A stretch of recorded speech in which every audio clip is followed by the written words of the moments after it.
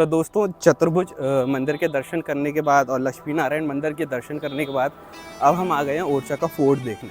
यहाँ पर हम जहांगीर महल देखेंगे, शीश महल देखेंगे और राजा का महल देखेंगे।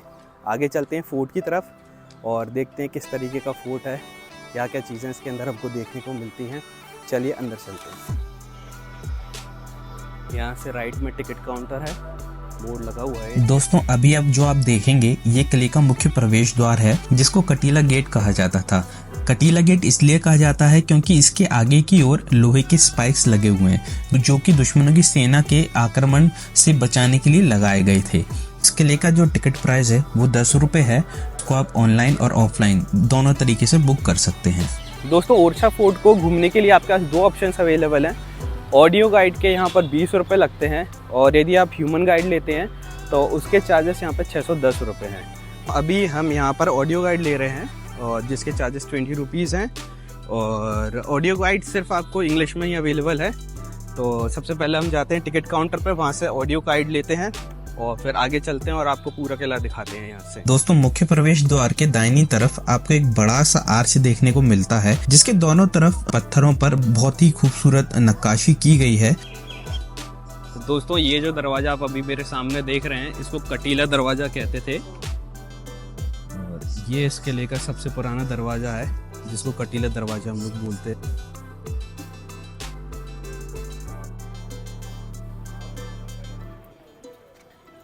दोस्तों ये जो आप सामने की तरफ विशाल मेहराब देख रहे हैं, ये दीवाने आम है।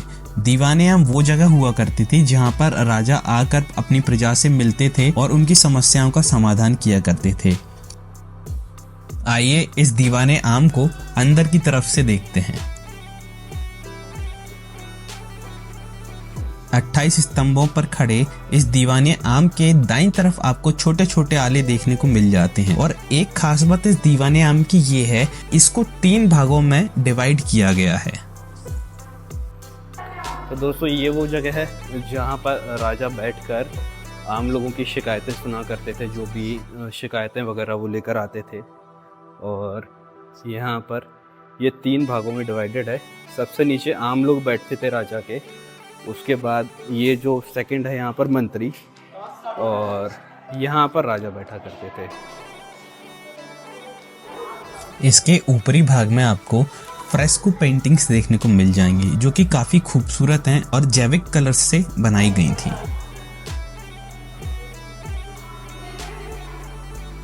दीवाने आम से बाहर आने पर आपको सामने एक शिवलिंग देखने को मिलता है और इसी के पीछे राजा महल का पिछला प्रवेश द्वार है, जहां से राजा दीवाने आम में आया करते थे।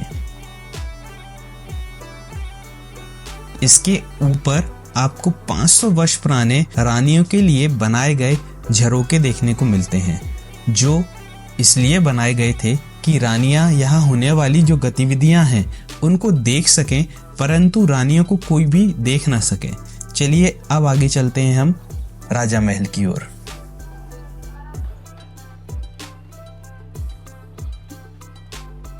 दोस्तों अब ये जो आप देख रहे हैं, ये राजा महल का प्रवेश द्वार है।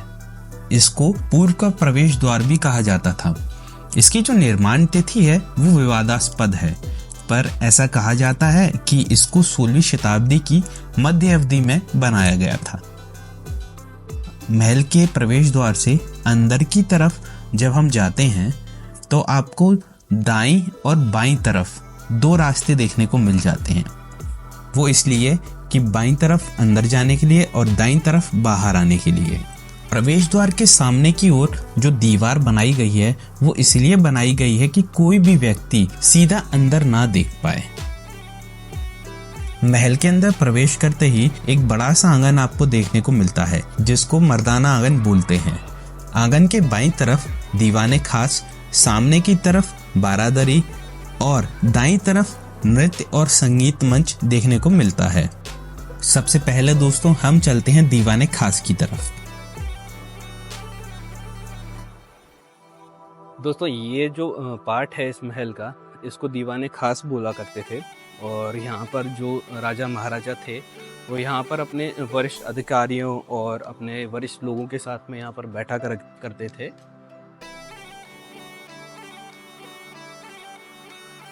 दोस्तों ये जो पेंटिंग्स आप देख रहे हैं ये 17वीं शताब्दी की पेंटिंग्स हैं और ये इस्लामिक फ्लोरल पेंटिंग्स हैं जिसको मुगल शासकों को ध्यान में रखकर बनाया गया है, क्योंकि बुंदेलों और मुगलों की एक बहुत अच्छी मित्रता थी और उसी को ध्यान में रखकर ये बनाया गया है।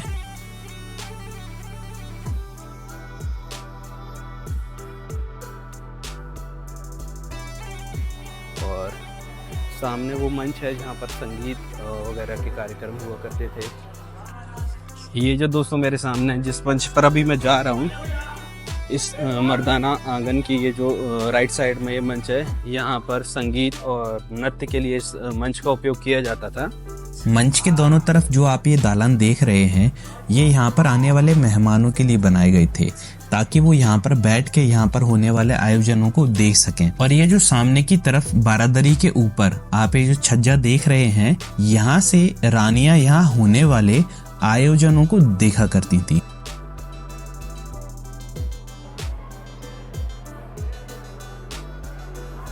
दोस्तों अभी जो आप ये देख रहे हैं ये किले का तलगर है जो गर्मियों में उपयोग में लाया जाता था, परंतु यहाँ पर अभी ताला लगा हुआ था, तो यहाँ से हम वापस चलते हैं आगे की ओर। सबसे खास बात यह है कि इस महल के निर्माण में या जिस तरीके से महल बनाया गया है, इस पूरे महल में कहीं भी आपको गुंबद देखने को नहीं मिलते हैं। और ये बुंदेला शासकों की दूरदर्शिता ही थी, इसी तरीके से उन्होंने बनाया। और बुंदेला शासकों का ये जो साम्राज्य रहा है बहुत ही शांत रहा है। दोस्तों महल के इस हिस्से को बारादरी कहा जाता था, जो कि एक हिंदी और उर्दू शब्द है जिसका अर्थ होता है 12 दरवाजे। इसका उपयोग एक डाइनिंग हॉल की तरह किया जाता था और यहाँ पर आने वाले मेहमानों के साथ यहाँ के जो राजा थे वो भोजन करते थे और उनके साथ में औपचारिक और अनौपचारिक बातें किया करते थे। यहाँ की दीवारों पर जो आप ये छल्ले देख रहे हैं, इनका उपयोग पर्दे डालने के लिए किया जाता था जिससे कि यहाँ की गोपनीयता बनी रहे। इस हॉल की छत पर आपको एक कारपेट की बहुत सुंदर पेंटिंग देखने को मिलती है जिसको पर्शियन कारपेट फ्लोरल डिजाइन बोला जाता था। यहाँ पर इस महल में जितनी भी पेंटिंग्स आपको देखने को मिलती हैं वो सभी लगभग 500 वर्ष पुरानी हैं।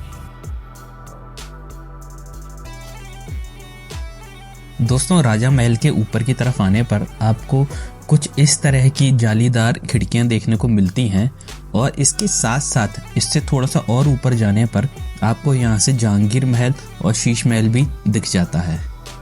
अब आगे चलते हैं हम इसके अगले भाग की ओर। दोस्तों तो अब आ गए हैं हम महल के दूसरे भाग में, यानी जनाना कोर्टयार्ड में, जो विशेष तौर पर रानियों के लिए बनाया गया था। और इसके चारों तरफ आपको रानियों के और सामने राजा का कमरा देखने को मिल जाएगा।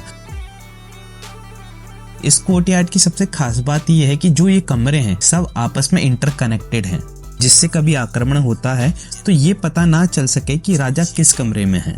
यहाँ पर कुल 136 कमरे हैं, जिसमें से 36 कमरे नीचे की ओर हैं और 100 कमरे ऊपर की ओर बनाए गए हैं।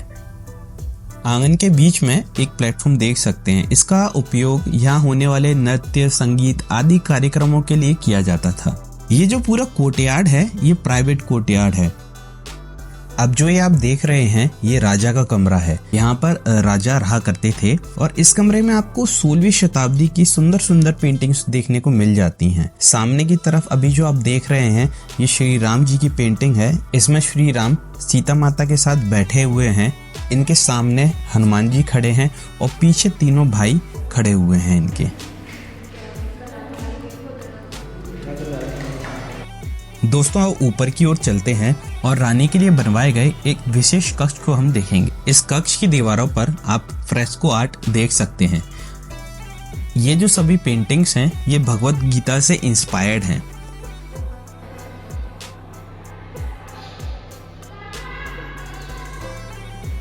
इस कक्ष में एक विशेष खिड़की है जो सामने वाले चतुर्भुज मंदिर के गर्भगृह के बिल्कुल सीध में है, जिससे यहीं से राजा रानी अपने आराध्य के दर्शन करते थे। ये था राजा महल। अब चलते हैं जहांगीर महल की तरफ।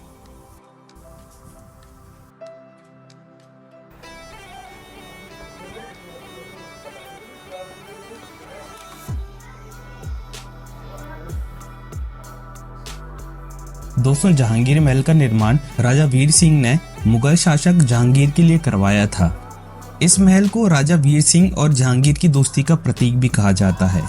इस महल का निर्माण 1605 में शुरू हुआ था और 1627 में इसका निर्माण खत्म हुआ था। लगभग 22 साल का समय इसके निर्माण काल में लगा था।